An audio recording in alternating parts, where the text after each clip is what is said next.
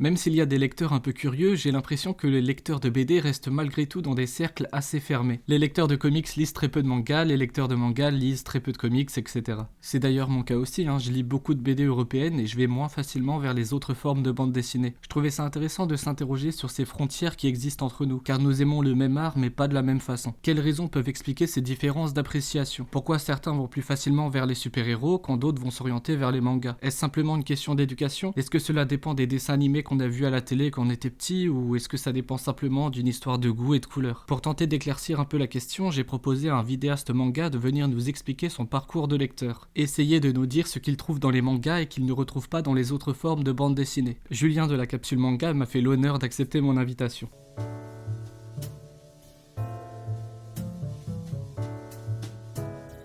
Bonjour Julien, tout d'abord nous allons revenir sur ton parcours de lecteur. Y avait-il des bandes dessinées chez toi quand tu étais plus jeune et que lisaient tes parents? Alors bonjour, je suis Darjuju, je suis youtubeur de la chaîne La Capsule Manga. Donc je suis né en 81 et à ce jour j'ai 40 ans et ça veut dire qu'en gros j'ai grandi avec le Club Dorothée. Petit, j'avais bien sûr des BD à la maison, mais mes parents c'était pas des passionnés de BD et ils avaient des BD on va dire très généralistes. Des Astérix, c'était les trucs universalistes quand les vendeurs de porte-à-porte venaient vendre des encyclopédies papier à l'époque, et bien ça c'était offert par exemple, ou à un super prix.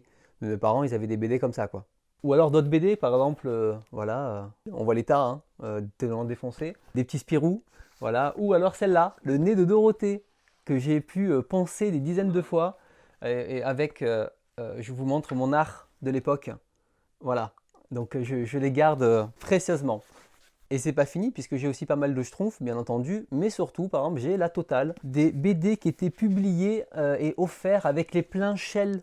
Vous savez, les stations essence, du Achille Talon, du Gottlieb, il y avait du Franquin, des aventures d'Indiana Jones. Il y a des auteurs reconnus, etc., mais on va pas dire que c'est des choses qui m'attiraient énormément, quoi. Donc voilà, c'est un petit peu le genre de BD que je lisais et j'avais personne autour de moi qui aimait vraiment la BD pour pouvoir me le conseiller. Et en fait, en parallèle, je regardais beaucoup d'animés à la télé, comme beaucoup de garçons de mon âge, bien sûr, jusqu'à l'Overdose. Et c'est en 95 que j'ai acheté mon premier Dragon Ball. En fait, du moins, il était offert avec le jeu vidéo Dragon Ball Z. Et depuis, ça m'a totalement plongé dans les mangas. Tu évoques l'influence des dessins animés sur ton parcours de lecteur. As-tu regardé le dessin animé de Tintin? Je pense que ça y était, les animés Tintin à l'époque. J'en ai vu, mais je pense que j'étais un peu plus vieux, ou du moins, ça m'attirait pas plus que ça. Et la BD Tintin, j'en avais lu, genre les 7 boules de cristal, des choses comme ça, mais il y avait trop de texte. C'était imbuvable en fait, que je lisais très peu, et je me retrouvais plus dans le manga là-dessus. Il y avait pas mal de dessins animés de super-héros à l'époque à la télé, qui auraient pu aussi te mener vers les comics. Pourquoi ça n'a pas été le cas selon toi? Alors, effectivement, j'ai vu à l'époque des animés de comics. Et celui qui m'a fortement marqué, c'était Spawn. Et j'avais vraiment adoré. Et quand je suis allé en presse, je suis tombé sur les magazines de Spawn, les petits fascicules qui vendaient. Et là, quand je l'ai ouvert, c'était la déception. Mais la déception absolue parce que dedans, visuellement, en fait, il se dégageait une violence. C'était très agressif, autant visuellement que dans les dialogues. J'avais pas envie de lire ça en fait. Quand tu passes de héros hyper souriant à un Sangoku de Dragon Ball, à un Spawn qui vient des enfers là, et qui a envie de démonter des têtes à tout le monde, c'est pas du tout la même ambiance quoi. Mais après aussi, de manière générale, pourquoi par exemple, je ne suis pas tombé dans le comics, c'est que le comics est géré différemment, c'est-à-dire que le comics est géré sous forme de licence. En comics déjà, le style graphique change à chaque arc, à chaque fois qu'il renouvelle la licence. Et en plus, il n'y a pas vraiment de numéro 1, il y a des continuités sans en avoir. Enfin, il y a une numérotation qui est incompréhensible. Et généralement, moi là, c'est quand ça devient trop chiant, je dis bon, mais stop, j'arrête. J'ai jamais accroché. Et la couleur, pour moi, c'était pas quelque chose qui m'attirait plus que ça. Donc ce sont surtout les animés japonais qui t'ont marqué et tu t'es mis à dévorer les mangas. Alors oui, du coup, j'ai commencé à lire des mangas et c'est là où, au fur et à mesure, j'ai découvert qu'il y avait d'autres titres. Bien sûr, tout était des adaptations d'animés qui passaient à la télé, donc c'était facile d'aller vers là, puisque je connaissais déjà, on retrouvait la version en papier. Et au fur et à mesure, j'ai vraiment eu un affect pour ce médium. C'est là où j'ai commencé à naturellement faire une collection sans savoir que je faisais une collection au début, puisqu'au début, j'achetais tout simplement. Et au bout d'un moment, quand on en a un certain nombre, on fait: ah, en fait, j'ai une collection. Tu n'as pas choisi le médium le plus accessible à l'époque. Comment faisais-tu pour trouver des mangas? Il n'y avait pas des magasins spécialisés, enfin du moins très peu. Il y avait surtout une grande surface. J'allais lire des mangas quand mes parents faisaient les courses. À l'époque, il n'y avait pas les téléphones, il n'y avait pas Internet, il n'y avait pas tout ça. Donc généralement, on te jetait au rayon BD et puis ils allaient faire leurs courses et puis ils venaient te récupérer derrière. Et c'est là où j'avais pu lire quelques mangas, mais très souvent, au final, je les achetais ou je les mettais dans le caddie. Ça, là-dessus, mes parents étaient assez cool ce côté-là. Et il y avait une bouquinerie dans ma ville, donc j'achetais pas mal aussi d'occasion quand ça sortait, et puis ça coûtait quasiment que dalle à l'époque, où on se prêtait avec les copains. J'avais réussi à trouver quelques copains qui aimaient le manga et on se prêtait, on tournait comme ça, parce qu'on ne pouvait pas tout acheter. Donc c'est comme ça que j'ai découvert les titres à l'époque, en plus d'avoir quelques magazines ou quelques pubs à la télé, des choses comme ça. Maintenant que nous avons ton parcours de lecteur, rentrons dans le vif du sujet. Peux-tu nous expliquer ce qui t'a attiré dans les mangas et que tu n'as pas retrouvé dans les autres formes de bande dessinée? Alors je dirais que c'est surtout une histoire d'affect avec le médium. Déjà, j'étais biberonné à ça à la télé, mais en fait dans la BD, je me retrouvais moins. C'est-à-dire que des BD jeunesse, Le Petit Spirou ou Boulet Bill, c'est des BD autoconclusives à chaque fois. C'est-à-dire que c'est des 1 ou 2 pages d'histoire, alors que le manga, lui, déjà, il est feuilletonnant. C'est beaucoup plus prenant, on a envie de savoir la suite. Et il y a aussi ce côté narration. J'ai jamais vraiment lu de BD jeunesse d'aventure. Je sais même pas si à mon âge, il y en avait vraiment, comme aujourd'hui, des très prenants. C'était des fois un peu trop politiquement correct. Et avec les mangas, ça se lâche, quoi. C'est de l'action à gogo, c'est des mondes inconnus, c'est des pouvoirs qui sont dantesques. Moi, combien de fois j'ai rêvé en étant ado, parce que j'étais un gros adolescent pendant très longtemps, combien de fois j'ai rêvé d'être Son Goku en train de me téléporter ou de faire des Kamehameha. Et je suis pas le seul, hein. C'est des milliers d'enfants qui ont rêvé ça. Et tu avais pas du tout ça en lisant Le Petit Spirou, quoi. Moi, je rêvais pas d'être le Petit Spirou, hein, clairement pas. Et il y a aussi un côté humour décalé qui n'était pas en France. C'est-à-dire que dans Dr. Slump, c'est que des blagues débiles, hein, avec du caca, avec des choses comme ça. Quand tu as 14 ans, 15 ans, 16 ans et que tu lis ça, je me rappelle à chaque volume de Dr. Slump, je rigolais 2 fois plus qu'au volume précédent. Il y a déjà toute cette partie-là, donc je trouve qu'il n'y a pas de retenue dans les mangas, ils y vont à fond, ils se lâchent. Et aussi en termes de narration, je trouve que c'est plus aéré.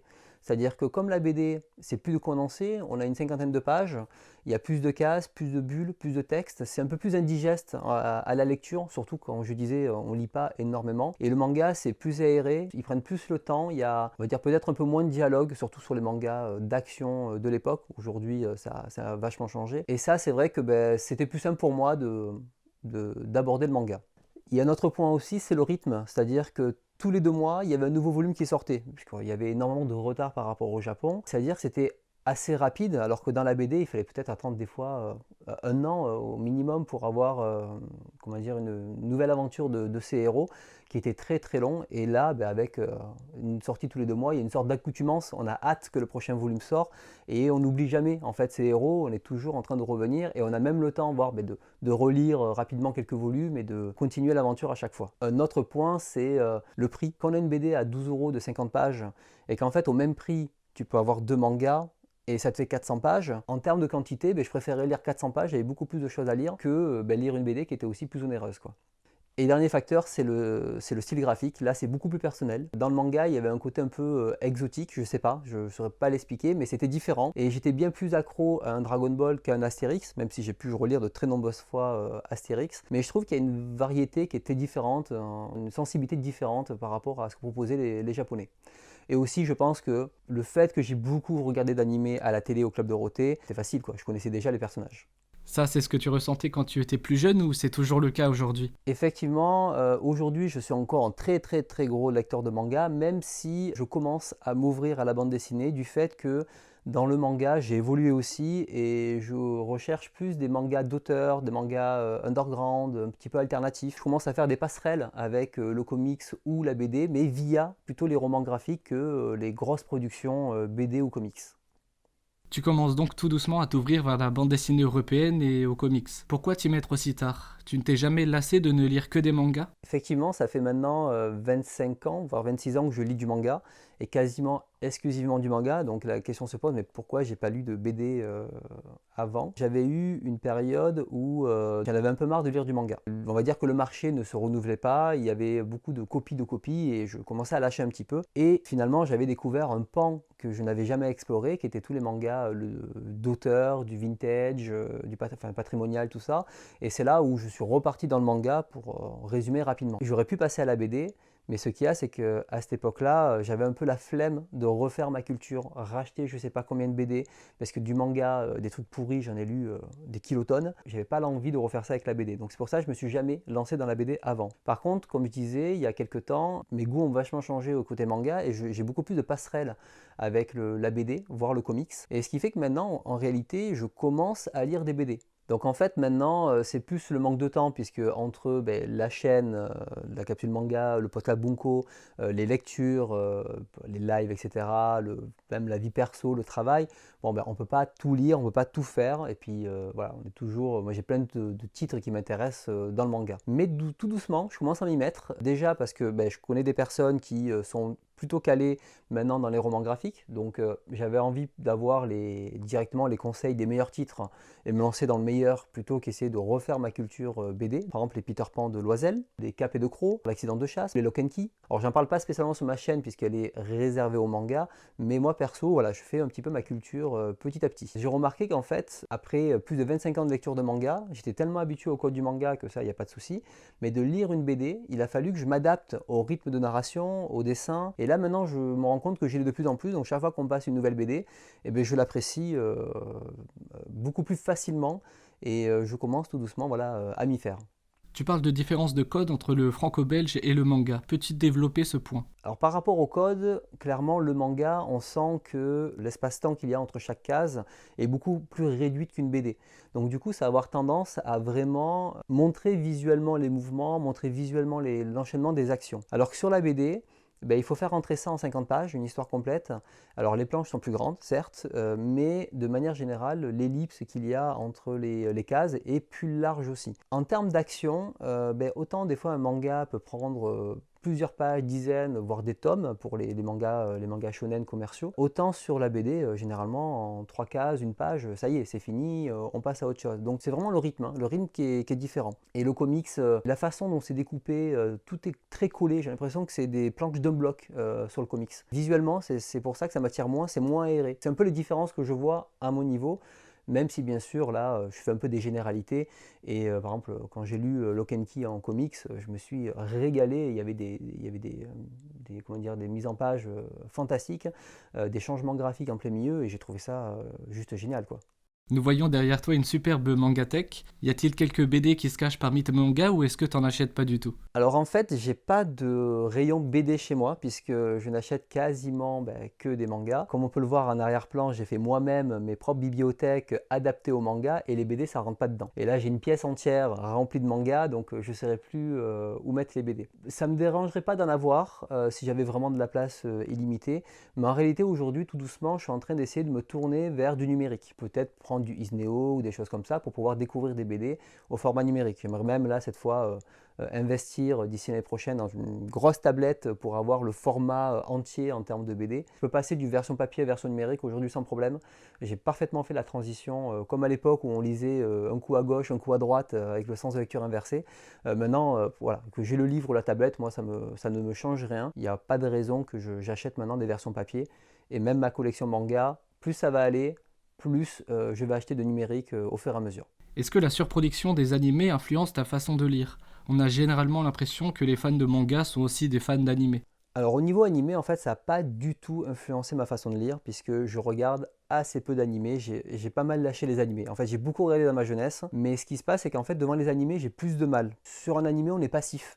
On regarde, on doit subir en gros le rythme et on sait que très souvent, surtout sur les séries à succès, ils rallongent les épisodes, ils rajoutent des épisodes filler pour attendre la publication originale. Et ça, c'est des épisodes qui sont souvent ennuyants, très longs, etc. Et je préfère en fait lire les versions papier, puisque les versions papier, tu es maître de ton rythme. Tu peux accélérer si tu as envie, tu peux ralentir ou prendre le temps de lire. Et je préfère clairement cette version-là que les versions animées. Dernière question, est-ce que tu pourrais nous conseiller 3 mangas qui pourraient plaire à un lecteur de bande dessinée européenne, histoire de faire une passerelle entre nos deux formes de BD respectives?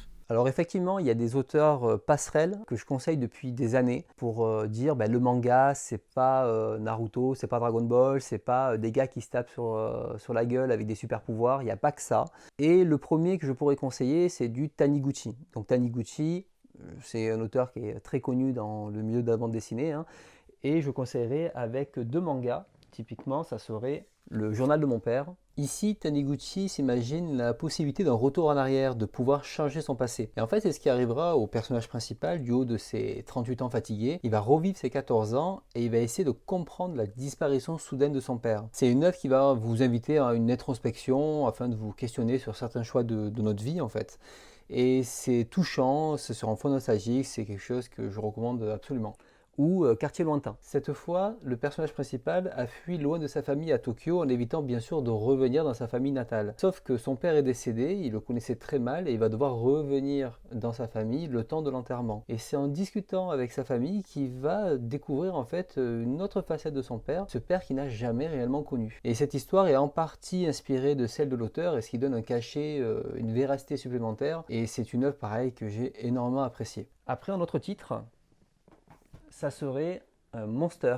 Ça se passe en Allemagne, en fait, c'est un chirurgien qui a une carrière en pleine ascension et il va devoir faire un choix éthique, c'est-à-dire soit sauver un haut fonctionnaire, soit un enfant grièvement blessé suite à un assassinat horrible de ses parents. Et bien sûr, il va choisir de sauver l'enfant et il va vite se rendre compte que c'est un véritable monstre. Et là, le manga va vous proposer un thriller bien ficelé et haletant puisque ce chirurgien va vouloir réparer cette erreur et va partir sur une chasse à l'homme. Donc c'est un titre qui reste encore une référence aujourd'hui et qui est excellent à lire. Et le dernier, ça serait, alors là c'est un petit plaisir personnel, pour moi c'est donc Tezuka. Je suis un énorme fan de Tezuka, ceux qui suivent ma chaîne le savent. Et il y a deux titres que je conseillerais de Tezuka. Donc c'est Ayako, un titre qui se passe dans le Japon des débuts des années 20, une chronique sociale dramatique où une pauvre enfant en fait va se retrouver enfermée pour sauver les apparences d'une famille qui est en pleine déchéance. C'est passionnant à lire, c'est vraiment génial. C'est un manga de Tezuka que je conseille. Ou un deuxième titre chez lui, un titre pareil qui a énormément plu et qui plaît beaucoup dans la sphère BD, l'histoire des trois Adolphes, qui reprend bien sûr la Seconde Guerre mondiale avec Adolf Hitler bien sûr, un Adolphe japonais qui doit aller à l'école hitlérienne pendant la guerre, et un autre Adolphe qui va être juif qui est ami avec lui, et en fait c'est toute une histoire, une fresque historique sur 80 ans. Et ça, typiquement, c'est le genre d'œuvre qui avait été réédité chez France Loisirs, par exemple, pour sa qualité, quoi. Donc vous pouvez y aller, ça c'est des meilleurs de Tezuka là-dessus. Alors voilà, ça serait les trois conseils que je donnerais rapidement, sachant que là, on n'est pas sur du manga commercial, hein, ce qui est le plus mis en avant. On est déjà sur du manga un peu plus confidentiel, à part peut-être Monster, qui lui, qui est bien plus connu. On arrive à la fin des questions, je te remercie d'avoir accepté mon invitation. Tu as une chaîne YouTube Capsule Manga, mais aussi un podcast, Bunko. Je te laisse nous développer rapidement tes différentes activités pour les gens qui auraient envie d'aller découvrir ton travail. Sur YouTube, vous pouvez retrouver donc la Capsule Manga, qui est une chaîne YouTube sur laquelle je reviens sur l'histoire du manga, mais l'histoire avec un grand H, où j'essaye de prendre des œuvres ou une thématique et j'essaye de recontextualiser tout ça dans son époque, hein, que ce soit le marché, l'auteur, les œuvres qu'il y avait autour, etc., pour comprendre en fait au moment où ce manga sort, qu'est-ce qui se passe, ou des vidéos plus sur un petit peu les travers de collectionneurs pour prendre ça un petit peu d'un air drôle et se moquer un petit peu de nos habitudes. Et sur cette chaîne, je fais aussi des lives, des retours de lecture, etc. Donc n'hésitez pas à regarder. Et il y a aussi le podcast Bunko que je co-anime avec M. Mythos et Manga Curator, deux amis avec qui on s'est lancé dans l'aventure podcast, où on revient en fait sur l'actualité manga, où on fait des dossiers qu'on essaie vraiment de travailler, de prendre un petit peu de hauteur sur le marché, sur tout ce qui se passe, et d'analyser tout ça et d'apporter un esprit analytique sur le monde du manga de manière générale. Et donc le podcast s'appelle Bunko et vous pouvez le retrouver sur toutes les plateformes de podcast. En tout cas, merci pour cette invitation. Ça m'a fait plaisir de participer à ta chaîne que j'apprécie beaucoup, hein, comme on l'a déjà pu discuter dans le passé. Donc merci à toi et à une prochaine, j'espère.